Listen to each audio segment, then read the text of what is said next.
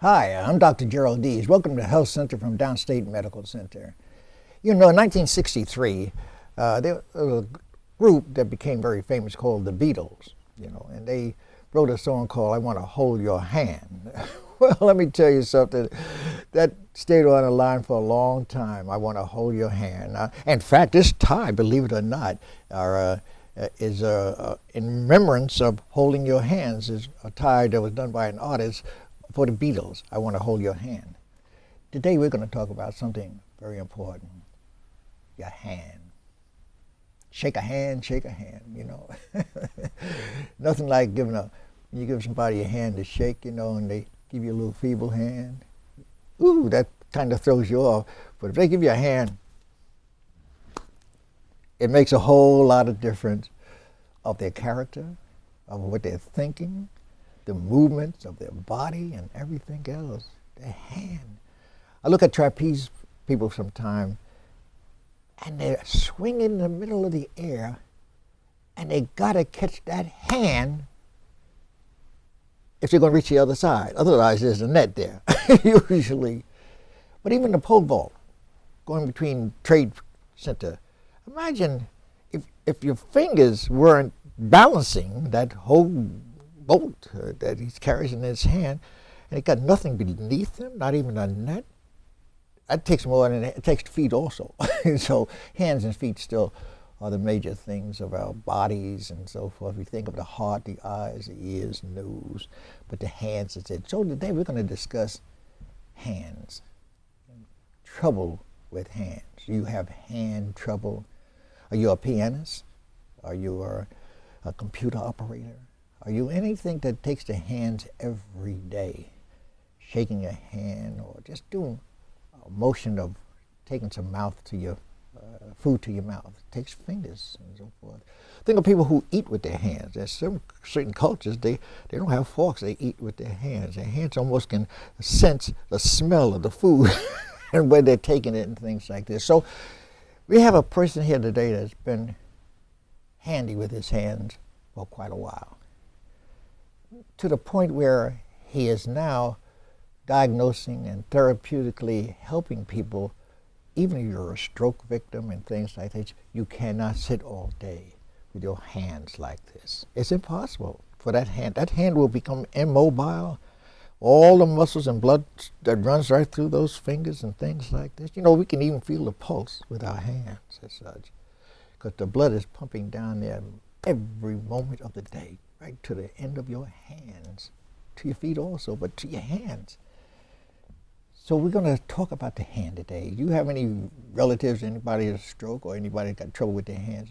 You tell them, call them up on that television and tell them Dr. Deas is on the show right now talking about the hands. But even if they can't get there, we will have the tape here from Downstate Medical Center, because Downstate Medical Center is way ahead of a lot of medical centers right here in New York. Big time medical centers, but they don't have the hand type of exercises that we're going to show you today, and how you might help your hands to be more mobile. So I met a young man. He looks like he could be anywhere from 20 to 40, but he tells me he's older. Well, you don't know how old I am, but he's older than that, but he can still use his hands. Not only does he use his hands, he teaches people how to use their hands if they are immobile or their hands are having a bad function. So today, I have to call you Dr. Tobin. Thank you. Dr. Tobin, hand of the man with the hand. Tell me a little bit about yourself, Tobin. Well, Dr. Deas. Where were you born and everything else? Okay. First, I'll just say I call myself an athletic hand strength specialist. Okay. Okay. Born and raised in New York, moved from Manhattan at 2 years old, and lived in Queens most of my life. And from there, got into sports, backgrounds in track and field. Out of high school, I was New York City record holder in hurdles. Track and field. Give a little bit about track and field. I call it a hurdle specialist. Out of high school, I was New York City record holder for the 330 intermediate hurdles. Okay. Then I won a full scholarship to college, Florida A&M University. And then after that, but in my dreams and my thoughts, I've always wanted to go for the Olympics. Olympics. Always wanted to go for Olympics. At 5 years old, I knew my direction. Uh-huh. So everything I did was to go to the Olympics. I was able to take my background in track and field and at that time transferred into another sport. I transferred over into bobsledding for the U.S. team. I was on the national team in 1984, and I've been in 2 Olympic trials. Boxing? For bobsled. Bobsled. Bobsled, yes. I'm one of the Winter Olympics. Right. I'm one of the first generations of track and field athletes that was brought into the sport to make the sport better for speed, strength, and power. So now most athletes who are in the sport of bobsledding training for the Winter Olympics are track and field athletes. I see. So I was actually on the top. I was number 3. There were 2 prior to myself in 1980, and in 1984 I was that next generation of track and field athletes. Right. From there, after competing, I started a business as a fitness consultant. Personal trainer first and fitness consultant. I'm one of the pioneers. When I started the business in 1980, it did not exist. Did not exist. What didn't exist? Personal training. Personal training. Personal training did not exist. Right. I started the business. I had one client making $45 a week. After, now it's 35 years later, I'm still in the business, and I've gone from being called a fitness trainer to a fitness consultant. So I do pre and post surgery rehabilitation. I work with a lot of physicians. I get hard cases. I help people get better health-wise. Now, when you say health-wise, you know, I automatically comes to my mind playing a piano, for example, or doing anything with the hands, throwing a javelin, anything like that. Or how about getting that basketball on the tips of your fingers to get that ball in the basket? Yes. You get all involved in that. I work with professional teams now, NFL, Major League Baseball, tennis. Yes. I did a teaching seminar for tennis pros at Arthur Ashe Stadium about hand performance and tennis. Wonderful. I've worked with persons in the medical field under referral from doctors, persons who have strokes, diabetic neuropathy. Yes. I found that the hands they do not have uses of the hands, so if you're not able to use your hands, you're literally dead in the water. That's right. I listen. I sometimes wake up at night, and the way I fold my pillow, or my hands can become numb. Yes. You know, and I wake up, and I can exercise them; they're fine. Yes. But at the same time, I'm laying on something that's not delivering blood. Dr. Deas, I have so many people call me and say, Arnold, my shoulder hurts, my hands hurt, what can I do? And I always ask them, did you sleep on your hands? Sleeping on your hands, it will stiffen your hands. It will. Affect blood flow. That's it's amazing It is. what happens with sleeping. And sleeping is extremely important, of course. And I try to get people to help their hands by relaxing them from the day of work, whatever your profession is, and stretch it and strengthen. Yeah. Well, you know, a lot of us don't do anything more than use our hands for lively things to live. You know, I look at the animals sometimes. You know, the difference between us and the ape is that they can't do this. Yes. That's it. If they could do this, they would be us. Correct. Right. Yes. Isn't that amazing? Can't do this. They can't do this, but they have what they call the opposable thumb, but their hand strength, their 4 fingers are extraordinary. And they walk on 4 fingers. They walk on 4. So if we walked on 4 fingers, of course, being facetious, they would our hands would be very, very strong also. Right, yes. Go ahead, I'm sorry. Yes. So it's so this has been my passion. Okay. I had a dream about product, and now I'm transferring and moving into my other area of specialization as a product developer, sports product developer. Okay. And to give you an idea, I developed a product based on a dream. I had a dream that I could improve the golf swing for golfers. Okay.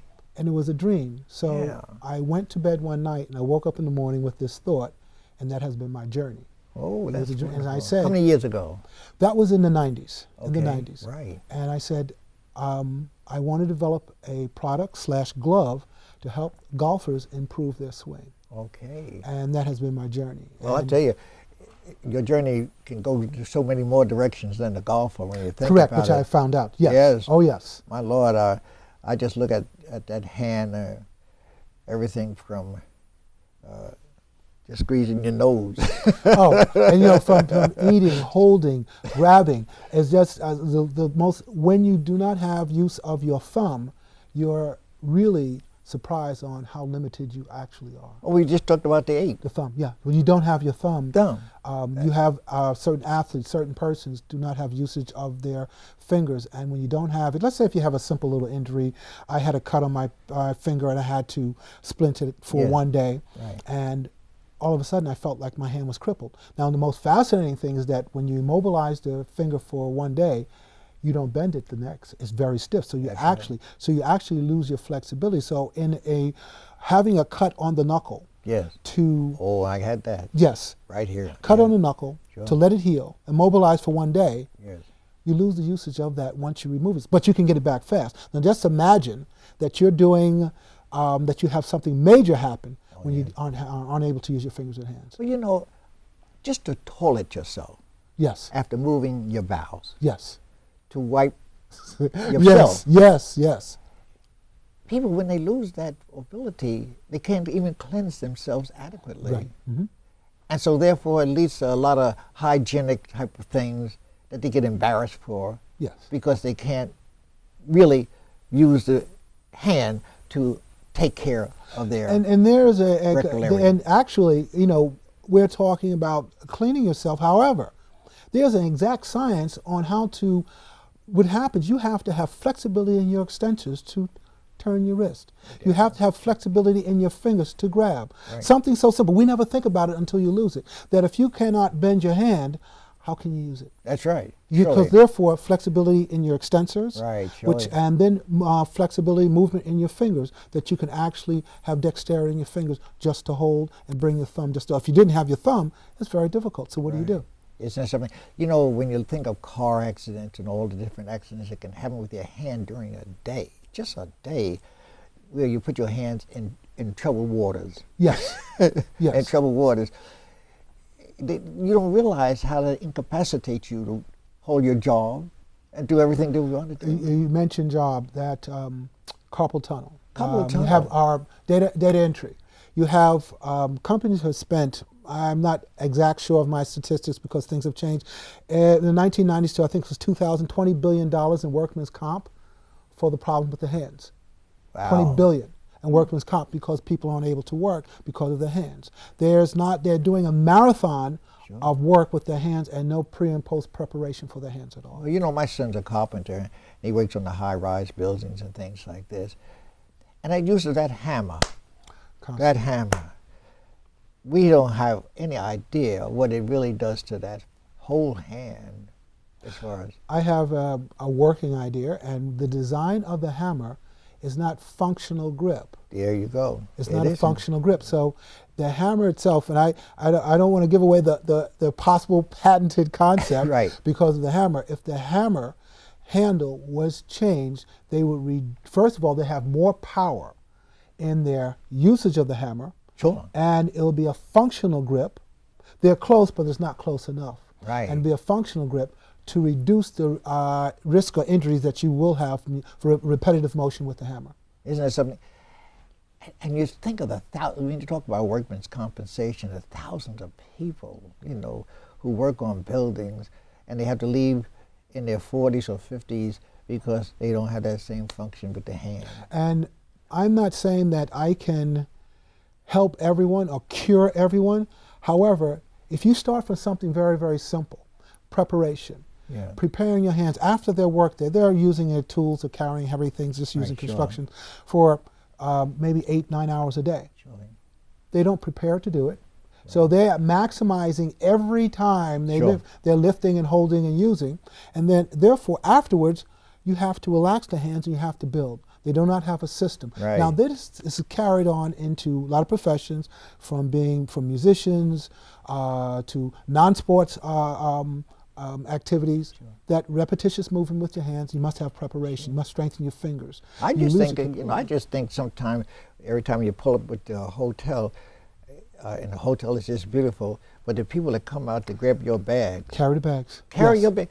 How many people must injure their hands or wear their hands out and don't know what to do with them? And if you just carrying those heavy bags, because I can carry a heavy bag in my hand, I can tell you at the end of the day, my hand is stiff. You know, there is a correlation from a study, exact study. Those who have strong hands have a longer life. Is that right? Not saying that if I have to strengthen my hands and I live longer, right. But the study, a Swedish study, has shown that the majority of people who had the longest life had a strong grip. Your hands are very strong. Yeah, you know, and everybody says to me, how could you be a surgeon with hands that big? I said, you don't use your hands for it. You use the scalpel for surgery. Correct. But you use a hand to guide the scalpel. Correct. You know, yes. And if your hands are not up to par, then you have to spread those bones or do this or pull up. You're in trouble. I tested my hand strength. I have a cousin who's 103. Right. He lives in South Carolina. His profession was a mechanic. Now, he's 103 years old. Yeah. What is fascinating with him, he still owns his 1936 Packard that he has driven since 1936. Yeah. And I recently tested his hand strength. I was amazed at his hand strength. Yeah. I was amazed. Another friend of mine, Dr. Roscoe Brown. I know Roscoe. Yes. Sure. Tuskegee Airman. Sure. I had Roscoe squeeze my hand. He prides himself in his hand grip. Was it 93, 92? Yes, you're right. Hand grip. Roscoe's hands are very, very strong. Right. In fact, when I... Yeah, strong hands, strong hands. And you know, and there's a way to serve the grip. Yeah. What is fascinating with the grip, when I give you a grip, it's the last two fingers, like you have a normal, it's to be even with the last two fingers. Everyone squeezes with the first two fingers, but you should actually give a grip feeling the last two fingers and the top for a firm grip. Right, sure. Yeah. So therefore, you're using all your fingers at the same time. Now we're going to get one into carpal tunnel because we're going to have some time to discuss other things, but I've seen so many people get injections into their joints and things like this, and nobody ever tells them about the real exercise of that hand. Yes. And like you say, finally, just write up. If my hands are stiff and I write all of my stuff, I don't type plays or poetry, I use my hand. And if it's stiff in any way, I can't get that thing. You see, when we were kids, we had hand training in school. Yes. And everybody would have to go like this, on the thing. The blackboard like this here, you know? Yeah, we had to do that sitting in the classroom with your hand with chalk. You know what I mean? Mm-hmm. They don't do anything like that right now. No, it's like I had a conversation about script writing, which they're stopping in school, and it's great for hand-eye coordination and dexterity, and they're getting rid of it, which is crazy. Right. And I always say there's one letter that no one wanted to write, capital letter Q, which was the hardest letter to write. That's right. So we would abbreviate that Q, but it's to learn the dexterity of how, moving the hand, the capital letters, have it go below the line. Right. Look at how you're holding your hand, dexterity, the fingers, the thumb, the pinky. Everything is very, very important to have good finger strength. Right. Now, getting back to your, I think a very major thing, but we could get further into that even, is that old carpal tunnel syndrome. Yes. That thing, boy, more people are out of work due to that. Everything from bus drivers to tow truck drivers to all the people who have to use their hands every single day. I see braces, and braces. I see everyone with braces on the hand, and all it does will weaken the muscle. Now, in my opinion, and my success with persons in the hair industry, it was repetitive motion. Doing too much work. If you do not train for your marathon, you're going to get injured. Right, and you run a marathon. Right. So those who are having this problem are doing a marathon with their hands with no training. There's not any preparation. There's not the correct stretching, the correct strengthening. Right. How can I strengthen functionally? The key is functional stretching and functional strengthening of the entire hand. Yeah, and it's not just the muscles in the hands. It goes all the way up here. All the way up. All the way up. Yes. If something's wrong with your elbow, you can't do this. Correct. You know, And most times tennis elbow. and the elbow comes from, especially when you have the tennis elbow on the lateral part of the arm, it's because of a weak ulna. And the weak ulna is because the last two fingers are weak, and they have the palm of the hand, the lumbricals are weak, which flexes the knuckles. Yes. So what happens if you strengthen the last two fingers, especially the last one, the pinky, strengthen the ulnar, you reduce the risk of having tendonitis in the elbow. It's all connected. Correct. It's all connected, right up to the skull. Yes. You know, I think Yes. of the muscles that are coming off the back of our heads into our shoulders. Yes. You know, the way we sleep. Even the way you sleep. Yes. It's going to cut off, like you say, the blood supply to the hand. At least I know that because I know if I don't get that pillow just right, that hand will become numb. And I had a lot of times I wake up in the morning and my arms were like, I couldn't move my arms. And I said, this is crazy. And I had to change my position because the entire arm was numb based on compression. Putting my arms and hands in not the best place. So I had to change that. Well, you know, I mentioned to you before we went on the show, even when hunters in Africa go on a hunt, they massage every finger right on down here. Now, as it understands, this is the head, this is the neck. Yes. This is the shoulders, this is the abdomen, and this is the thing. And they massage each of those joints all the way down. Yes. So when they throw that spear, they don't want the animal to suffer. That spear goes into that jugular vein or whatever, and it hits that animal, and that animal, it's dead almost. Yes.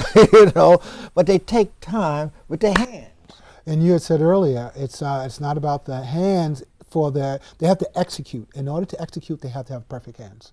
Yeah, perfect and hands. That they're thinking, how can I dispatch this animal quickly, exactly, and then they can be successful and they will eat. But it's about getting the hands ready to execute. Well, I know my wife does jewelry, and she makes beads. She doesn't buy beads. She buys little beads and makes beads. Okay.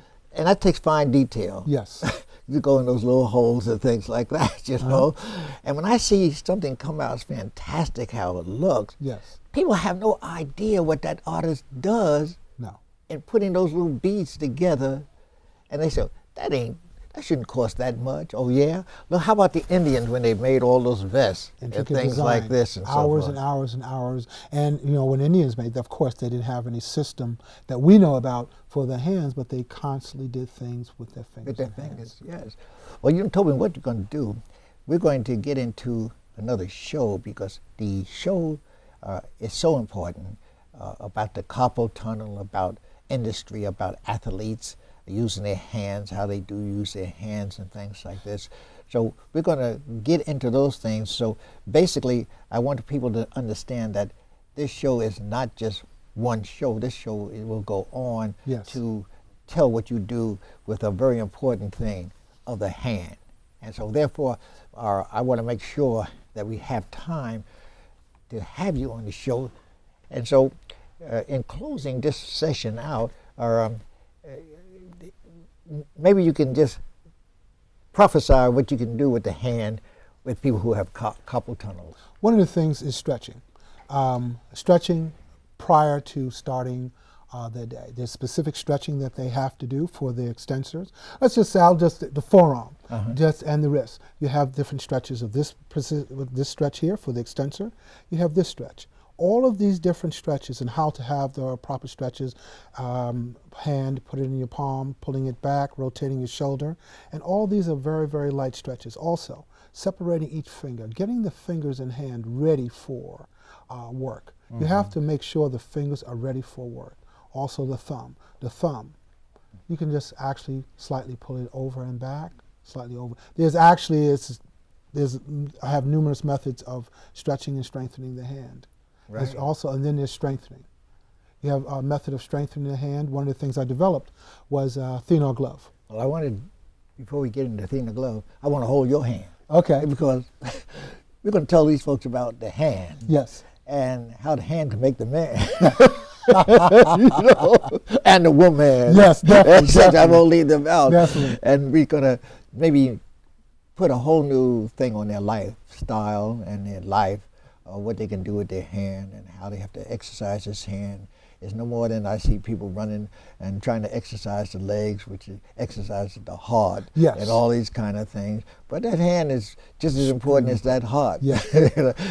Every time they say, "It's my heart," you know? Right. So it's good to have you here today, because I don't think any other show in television has spent enough time, and I see major health shows, and you should have been on each of those major health shows to audiences that could benefit from your experience and what you might have that will make a difference in that hand.